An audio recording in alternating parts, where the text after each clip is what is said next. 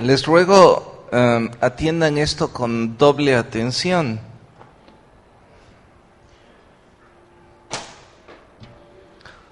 Si yo vuelvo a tomar la Biblia en mis manos y la suelto, ¿qué va a pasar? A ver, respóndanme, por favor. Se va a volver a caer. ¿Saben por qué sucede eso? ¿Alguien puede decirme por qué sucede eso? Todo lo que sucede en este planeta tiene una razón. Entonces, ¿por qué sucede? ¿Sí, hermano Pedro? Sí, por la fuerza de gravedad. Se llama la ley de la gravedad. Y la ley de la gravedad dice que todos los cuerpos con materia son atraídos al centro de la Tierra con una aceleración de 9.8 metros sobre segundo cuadrado.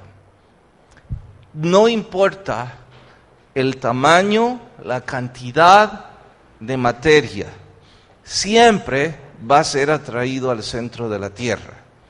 Si usted está cerca del mar, la ley de la gravedad es mucho más fuerte. Pero en fin, ahora les pregunto, ¿habrá alguna manera de yo violentar o sobreponerme a la ley de la gravedad? ¿Hay alguna manera de sobreponerme o violentar la ley de la gravedad? ¿Todos de acuerdo en que no hay forma? Pues sí la hay.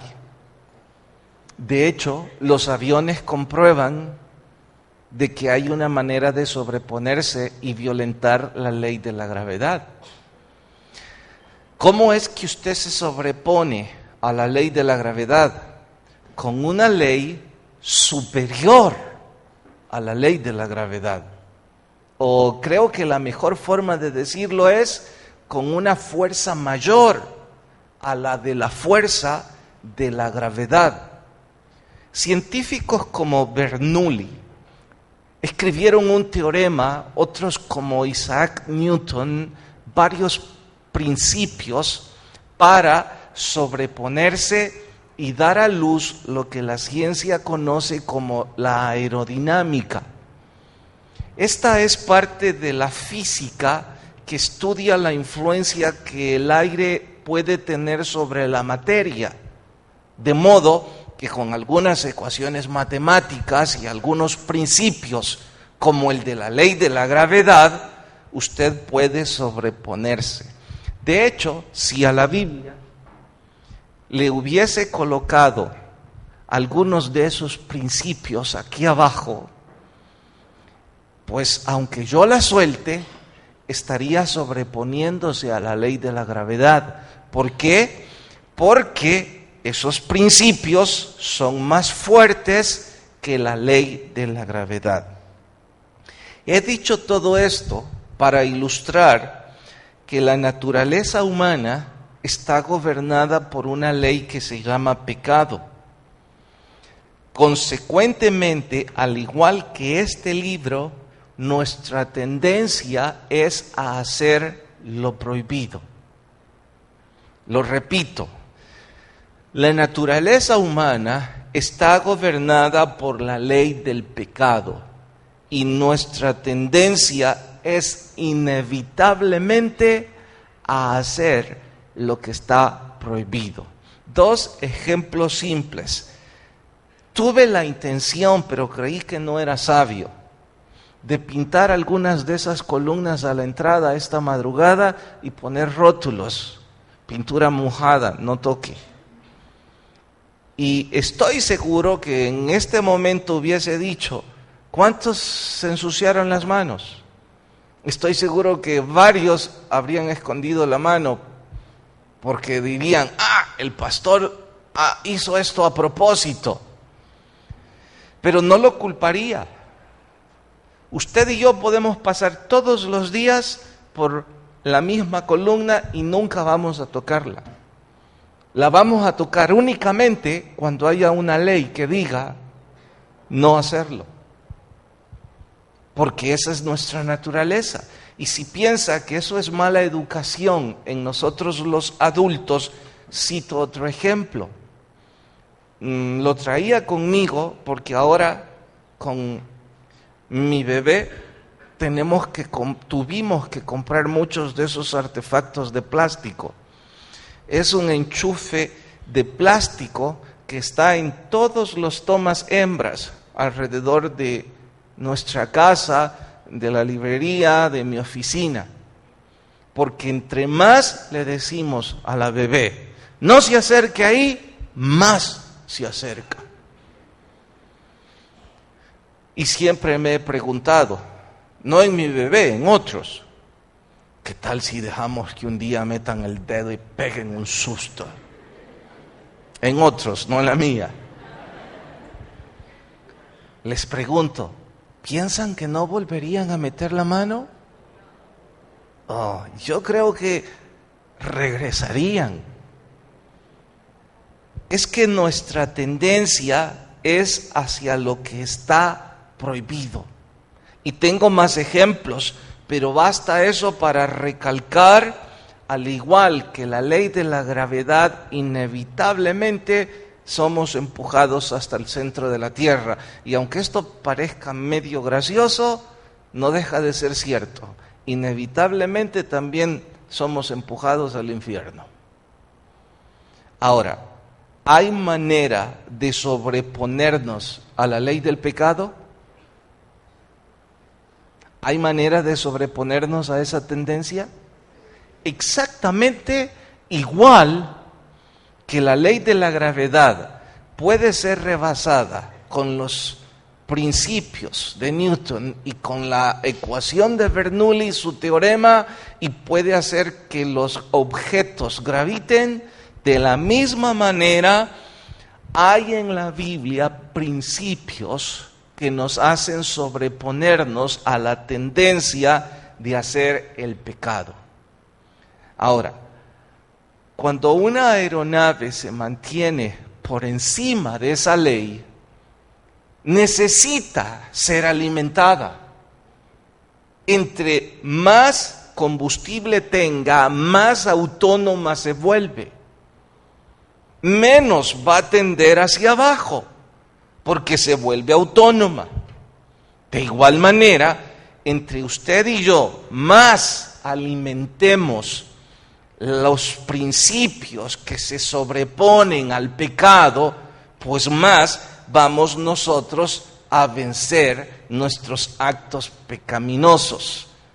Pablo explica todo esto en 2 de los capítulos en su carta, y en honor a ello nuestro sermón de hoy se titula ¿Cómo vencer los apetitos de la carne? Capítulo 7, carta a los Romanos. Cuando la cita encuentren, por favor se ponen de pie. Nuestro sermón de hoy, ¿cómo vencer los apetitos de la carne? Romanos capítulo 7, vamos hasta el verso 14.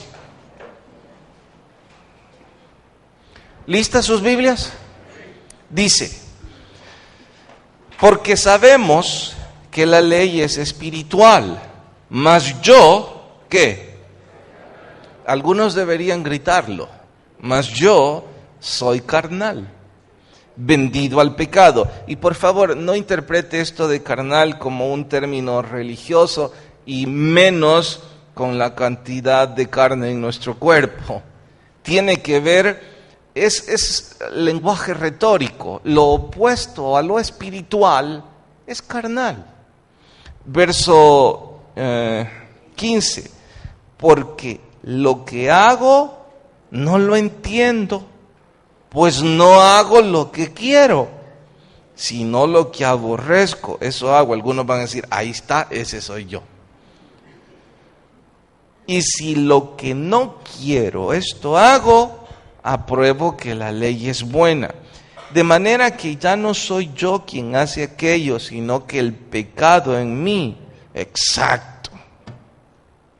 Y yo sé que en mí, esto es en mi carne, no mora el bien. Porque el querer el bien está en mí, pero no el hacerlo. En otras palabras, intelectualmente, sé que no debo hacer eso, pero tengo la tendencia a hacerlo. Sé que no debo alcoholizarme, sé que no debo frecuentar personas de dudosa reputación, sé que no debo gritar, sé que debo comportarme de una manera más pacífica, pero termino haciendo todo lo contrario. Verso 19. No hago el bien que quiero, sino el mal que no quiero. Eso hago. Y si hago lo que no quiero, ya no lo hago yo, sino el pecado que mora en mí. Paréntesis, no estamos buscando justificar nuestro error y culpar al pecado. Estamos buscando la manera de vencer el pecado, sobreponernos a ese pecado que mora en nosotros. Verso 21. Así que queriendo yo hacer el bien, hallo esta ley, que el mal está en mí, porque según el hombre interior me deleito en la ley de Dios. Pero veo otra ley en mis miembros, que se rebela contra la ley de mi mente, que me lleva cautivo a la ley del pecado que está en mis miembros. Miserable de mí, ¿quién me librará de este cuerpo de muerte? Creo que así debí titular el sermón. ¿Quién me librará? Verso 25. Gracias doy a Dios por Jesucristo, Señor nuestro. Así que yo mismo, con la mente sirvo a la ley de Dios, mas con la carne a la ley del pecado. Ahora pues, capítulo 8, verso 1. Ninguna condenación hay para los que están en Cristo Jesús. Aquí viene, los que andan no conforme a la carne, sino conforme al Espíritu. Aquí viene la otra ley. Porque la ley del Espíritu de vida en Cristo Jesús me ha librado de la ley del pecado y de la muerte. ¿Nota la comparación? La ley del Espíritu se sobrepone a la ley de la gravedad. De la misma manera que la gravedad nos empuja, el pecado nos lleva hacia abajo. Pero la ley del Espíritu nos hace sobreponernos. Verso 3, porque lo que era imposible para la ley, por cuanto era débil por la carne, Dios enviando a su Hijo en semejanza de carne de pecado y a causa del pecado, condenó al pecado en la carne. Hasta ahí leemos. Señor, por favor, ministra nuestras vidas y que tu Espíritu alimente nuestra mente y corazón. En tu nombre lo pedimos. Amén. Pueden sentarse.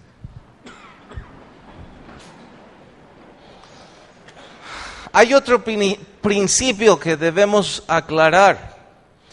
Nadie puede estar medio vivo, ni nadie puede estar medio muerto. ¿Conoce a usted a alguien que diga, este está medio muerto? No, o está muerto o está vivo. Aunque algunos parecen medio muertos o medio vivos. Pero en realidad el término medio en este caso no existe. Lo que existe son apariencias en ambos casos. ¿De qué estoy hablando? Literalmente, hay algunos muertos que parecen estar vivos. ¿Quiere un buen ejemplo de muertos que parecen estar vivos?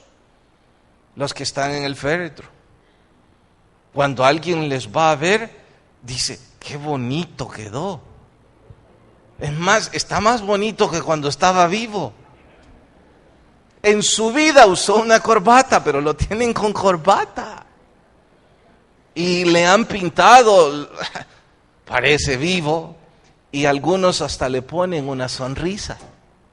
Toda la vida este hombre o esta mujer pasó serio, pero en la caja está con una sonrisa. Parece vivo, pero en realidad está muerto. Simple y sencillamente. De igual modo, hay algunos vivos que andan caminando que parecen muertos. Están tan pálidos, tan moribundos, su condición física y moral, uno dice, parece un cadáver. Es un medio muerto. Parece medio muerto, pero en realidad está vivo. ¿Por qué estoy haciendo esta comparación? Porque en la vida espiritual es exactamente igual. Véanlo así. Los salvos estamos muertos a la ley del pecado. ¿Está claro eso? Y los no salvos están vivos a esa ley. ¿Claro? Hay personas no salvas que exhiben alta conducta moral. Se aplaude. Pero no por ello son salvos. Lo repito. Hay personas que exhiben una alta conducta moral, merecen un aplauso, pero no por ello son salvos. Consecuentemente, ellos no han muerto al pecado. Ellos no viven conforme al Espíritu. Parecen vivos, pero no lo son. Están muertos a la ley del pecado. ¿Me he dado a entender? Por otro lado, hay salvos que no somos tan obedientes a la palabra del Señor que parecemos muertos. ¿Por qué? Porque no somos obedientes. No estamos muertos, ya somos salvos, pero con nuestra pésima conducta anunciamos como si estuviéramos muertos. Es exactamente lo mismo. Y el problema es el deseo de vivir conforme al Espíritu versus el deseo de vivir conforme a la carne. Ahora, desde donde yo interpreto la Biblia, alguien que ha nacido alguien que ha sido justificado, y es importante que no hubieran perdido el estudio del miércoles y del domingo anterior, porque entenderíamos mejor esto de justificado, pero lo voy a repetir, desde mi manera de interpretar esto, alguien que ha sido justificado desea vivir conforme al Espíritu, no conforme a la carne. Y allí es donde nuestro estudio de hoy toma mucha importancia, porque Pablo nos da recursos para vivir conforme al Espíritu. Yo espero que el miércoles y jueves algunos que están viviendo en pecado se hayan ido consternados, preocupados y tratando de encontrar una respuesta en su corazón a eso, porque estábamos bien claros en media semana. Una vida justificada empuja a una vida transformada. Pero esa persona sigue en una vida pecaminosa. Si alguno de ustedes entró en ese ámbito en donde dice, mire, yo amo al Señor, yo estoy avergonzado porque mi vida está en una tendencia pecaminosa, yo quiero salir de ahí. Bueno, ahora Pablo nos dice, si usted ha sido justificado en realidad, usted tiene el deseo de vivir conforme al Espíritu, no conforme a la carne. Pablo recalca, entiendo que todavía su vida no esté empujando a una vida transformada, pero ahora nos va a dar las herramientas cómo nuestras vidas deben empujar a una vida transformada, que sería lo mismo que decir a una vida en el Espíritu o bajo la ley del Espíritu. Está claro, la ley del pecado está en nosotros, mora en nosotros. Hay que sobreponernos a ella con una ley superior. Esa es la ley del Espíritu. Cuando dice Pablo que hay que andar conforme al Espíritu, no está diciendo en ningún momento que usted o yo jamás vamos a cometer pecado. Está diciendo que nuestras vidas van a empujar a vivir conforme al Espíritu y que vamos a detestar cometer pecado. Aquellos que digan algo distinto a esto no han entendido todo lo que dice la carta. Dice que ya no hay condenación para los que estamos en Cristo Jesús, y amén por ello y qué bueno por ello. Pero debemos vivir conforme al Espíritu, no conforme a la carne. Ser justificado es vivir conforme al Espíritu. Pues bien, vamos de una vez a qué recursos Pablo nos recomienda para vivir conforme al Espíritu. Y mire, retomo la ilustración del aeroplano. Entre usted más alimente el combustible, más al combustible ponga en esa aeronave, más tiempo será autónoma, más tiempo se mantendrá en el aire. Lo digo nada más para comparación. Entre más recursos espirituales nosotros alimentemos nuestras vidas, más nos mantendremos. Usted quita combustible, esa nave se vendrá a pique. Usted quita los recursos espirituales, usted va a vivir conforme a la carne. Y los que viven conforme a la carne no han sido justificados. Bien, primer recurso. Vean verso 21. Capítulo 7, verso 21. Así que queriendo yo hacer el bien, hallo esta ley, que el mal está en mí. Queriendo yo hacer el bien. Significa que Pablo reconoce que está mal, que hay cosas en su vida que no son correctas. Entonces, la primera herramienta, el primer recurso es reconocer nuestra condición y reconocer nuestro pecado.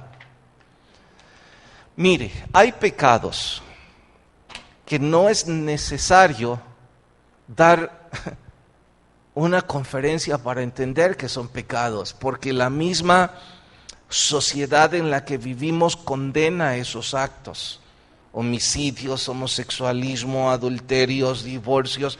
La misma sociedad en que vivimos condena esos actos. Pero hay otras cosas que nosotros creemos quizá que no son pecados. Y como no los reconocemos, no somos capaces de sobreponernos. Y como no reconocemos esas pequeñas cosas que nos llevan a peores cosas, pues entonces no vamos a resolver nada. Déjenme citar ejemplos. Aquellas personas que siguen batallando después de años, o peor, que ni siquiera batallan después de años en el Señor. Mire, a los recién convertidos, por favor, esto no es con usted. Sé que es una lucha y sé que es un proceso, pero usted tiene años en el Evangelio y todavía con un vocabulario sucio. A ver, ayúdeme a entenderlo. ¿Será que su vida no está justificada? O mejor alegrémonos y pensemos que usted no se había dado cuenta que ese es un grave pecado. Porque la Biblia enseña que de la suciedad que hay en nuestro corazón habla nuestra boca. Entonces, un vocabulario sucio nos lleva a cosas peores. Los primeros pecados que mencioné, que la sociedad condena, casi siempre tienen su comienzo en pecados chicos, que nosotros decimos, eso no es grave. Es que son la suma de esas cosas chicas que hacen los pecados grandes. Porque cuando usted acostumbra, aún en conversaciones sin ningún tipo de alteración, usar un vocabulario sucio. ¿Qué va a pasar cuando usted está alterado? ¿Qué va a pasar cuando está más que alterado? ¿Y sabe? Yo no disfruto ocupar mi tiempo en Facebook, porque no disfruto saber sobre la vida de otros si no me están invitando. Y menos disfruto ver la condición de algunos que está igual que la mía o peor quizá. Ahora quiero hablar puntualmente de cosas como esta. Y si me dice, entonces, ¿por qué lo hace, pastor? Es que tengo que revisar el Facebook de la iglesia por razones de evangelismo. Y lo hago una vez cada semana, o cuando los que controlan el sistema informático me dicen, vea algo. Yo me sorprendo encontrar personas que aún en su página de Facebook utilizan vocabulario sucio. Personas cristianas, viejas en el evangelio. No dije viejas refiriéndome a señoras, dije viejas en el evangelio.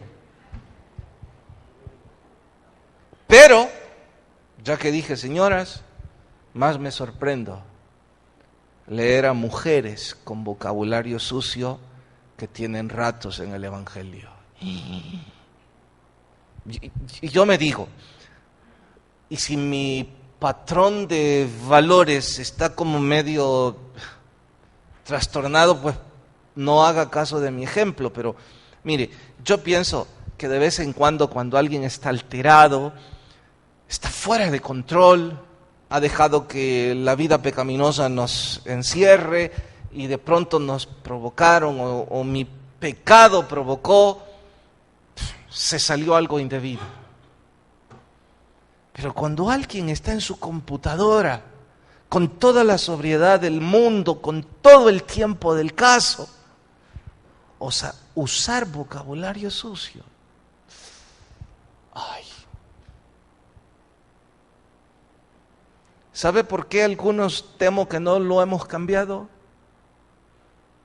Porque piensan que no es un pecado.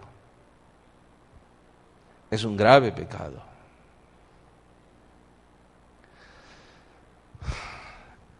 Algunos deportistas dicen que hay una filosofía en el deporte. Hay una ley, no está comprobada científicamente, sin embargo tiene lógica. Son deportistas de mucho abolengo. Ellos dicen que de la manera en que un deportista se comporta en la cancha, en ese campo, en esa mesa, en ese tablero, esa es la manera en la que se comporta en la vida. Cuando yo vi eso por primera vez, pues me sorprendió, porque yo soy uno de los que cuando estoy practicando deporte, la adrenalina encima, viene el fanatismo, la locura. Eso me llamó más la atención, leí un poco más, investigué un poco más, y quienes establecen esto dicen lo siguiente: la vida está llena de altibajos, y vienen momentos en donde la adrenalina la tienes hasta en la cabeza. En la vida, no en el deporte que lo practicas por hobby. Ellos lo practican por profesión, los que escriben esto. Pero la vida no es un hobby. Y si no puedes comportarte en un deporte que practicas por diversión, no puedes controlarte en la vida. Y vas a cometer cosas horrendas. Y tienen toda la razón. Si yo no soy capaz de controlarme, mire, este es el ejemplo. Estoy jugando y alguien me dio un codazo. Y yo no soy capaz de controlarme, sino que digo, ya vas a regresar.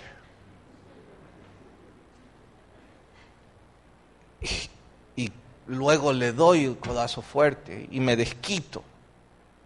Ese es mi principio de vida, es mi filosofía. Cuando voy en la calle y alguien al volante me insulta, se metió en mi camino, me amenazó, yo me voy a comportar igual. Y esas son cosas horrendas. Son cosas horrendas. ¿Y cuál es el problema? No he aceptado que es un pecado. Así soy yo.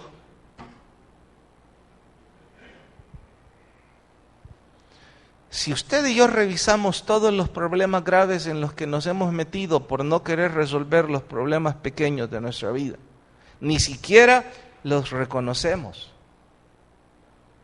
Las personas que abren su boca más de lo que deben, que se entrometen en la vida de otros y que piensan, no, eso no es tan grave como mire aquel que anda en una banda. Ay, usted no se da cuenta que su boca es un nido de bandas y que una cosa lleva a otra, y va a venir un día de estos en donde hablar más de lo que debe lo va a involucrar con una banda, porque usted terminó hablando de alguien que en realidad estaba en una banda. Y como todo en este país, en un país tan chico, todo se sabe.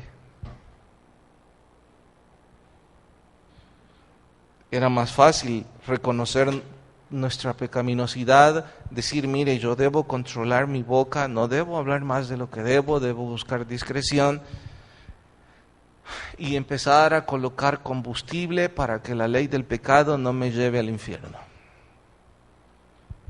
Número 1, reconocer mis pecados, cualesquiera sean. ¿Me he dado a entender en esta primera herramienta? Sabio sería que al llegar a casa empecemos a hacer una lista de todas aquellas cosas que no he considerado como graves. Temo que algunos a lo mejor no nos alcanza una página. Claro que también creo que estarán los orgullosos, los altaneros religiosos, que solo se pondrán 2. Uno pondrá todo lo que ese predicador dijo, yo ya lo sabía. Por eso estoy leyendo aquí otra cosa, estoy dormido. Será difícil que reconozcan algo. Bien. Segundo, ayúdenme, pero de veras háganlo, lo que yo voy a hacer. Síganme. Aunque les parezca una locura, por favor, síganme. ¿Están de acuerdo? Ok. Todo lo que yo voy a hacer, tienen que hacerlo. No sonrían, en serio háganlo. Ahora,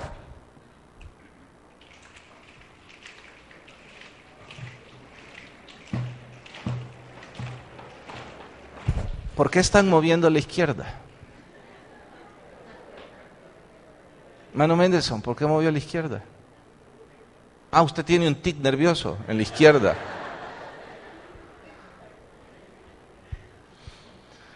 Ok, si lo repito y les digo que es una derecha, una izquierda y una pie derecha, ¿todos me siguen? ¿De acuerdo? ¿Por qué me van a seguir? Además de que les he pedido que lo sigan. ¿Por qué me van a seguir con facilidad? Porque ya les expliqué. Y ya saben que deben seguirme. Y ya saben algunas normas de cómo seguirme. Esta es una dinámica que en psicología se llama siga al líder, en donde todo consiste, siga al líder. Y usted se va a dar cuenta que mientras está siguiendo al líder, habrá instrucciones que son un poco difíciles y que debido a que mi derecha es su izquierda, ¿notaron eso, verdad? Mi derecha es su izquierda. Entonces es fácil confundirse. Pero si ya el líder dijo, no, use una derecha primero, una izquierda después, ahí va, esto es sencillo, y solo es cuestión de seguir al líder. Exactamente así. ¿Qué estoy ilustrando con esto? Usted y yo necesitamos seguir al único líder que puede llevarnos al cielo. Es nuestro Señor Jesucristo. Cuando usted y yo nos dejamos guiar por el Señor, vamos a empezar a caminar mejor. Pero habemos algunos tan tercos que no queremos seguir las instrucciones. Sabemos que, y lo voy a ocupar de nuevo con un deporte, sabemos que el entrenador o el coach que está frente a nosotros tiene experiencia, es un maestro, fue un buen deportista, lleva una vida ordenada. Hay que seguir lo que nos dice. Y si nos dice que hay que volvernos ambidiestros, hay que esforzarnos. No, el caprichoso, el talentoso, el niño dice: yo soy zurdo y no voy a cambiar a derecho, o yo soy derecho y no voy a cambiar a zurdo. En el mundo de la globalización se dice, en la mayor parte de deportes, que los profesionales tienen que ser ambidiestros. Porque si ocupan ambas manos se tiene ventaja y eso los hace profesionales, cualquiera sea el deporte, aunque sean mejores con alguna de las extremidades. El que quiere seguir al líder obedece y se esfuerza. El niño, el que hace berrinche, nunca se deja guiar. Y en la vida espiritual vemos un montón de niños caprichosos que no nos dejamos guiar por el Señor, y prueba de ello es que ni siquiera leemos la Biblia. ¿Cómo entonces vamos a seguir instrucciones? ¿Dónde cree usted que están las instrucciones para nuestra vida, si no en la bendita palabra de Dios? Y algunos hasta habían perdido la Biblia. Desde el domingo que pasó hasta hoy, la anduvieron buscando debajo del asiento del carro. ¿Y dónde está? Pues, y le gritaron a la esposa. Tenemos que escuchar al líder. Y atemos esto con el primer punto. Hay cosas en nuestras vidas que sabemos que son pecado. Y no es suficiente con que hayamos recibido un consejo esta mañana de que el primer punto es reconocer, porque quizás esos pecados nos controlan más de lo que deberíamos. Usted necesita más instrucciones que eso. Déjeme citar un ejemplo. Usted es un mal administrador. Le pregunto, no me responda. Mire, si usted recibe poco, recibe mucho, usted va a estar en problemas financieros porque usted es mal administrador. Y si usted no reconoce eso como un pecado, lo va a llevar a cometer pecados peores. Y una mala administración lo puede llevar hasta la prisión. Cierto, pastor, reconozco que soy botarata, reconozco que he despilfarrado bendición y no había pensado nunca que esto era un pecado. Ahora lo reconozco. Ahora sé que debo empezarme a dejar guiar por mi líder, y mi líder es mi Señor. Ok, pero no basta con esto.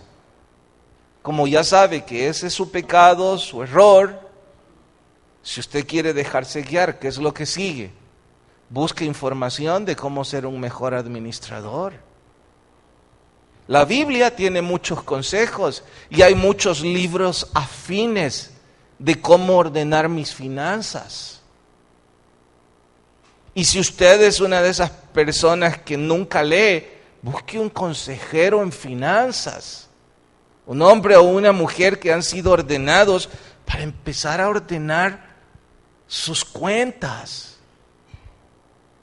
No puede ser que digamos que vivimos conforme al Espíritu cuando nuestras finanzas son un desastre. Eso es vivir conforme a la carne. Y claro, eso no es pecado. Pecado es el que está en adulterio, pecado es el que está robando, pecado es el que... Oiga, ser un mal administrador es un pecado grave, que nos puede llevar a cosas mucho, mucho peores. Y mientras no lo reconozcamos y mientras no le pidamos ayuda a nuestro líder, a nuestro guía espiritual, que es nuestro Dios, y recursos escritos, tantos consejeros, tantos predicadores, vaya y averigüe cuál es su mayor problema ahora. Finanzas, masturbación, problemas con los hijos, tantas cosas. Algunos en su vida han entrado a una librería en su vida. Les tengo que contar una frustración. En la librería ya no seguimos comprando libros porque nadie los compra.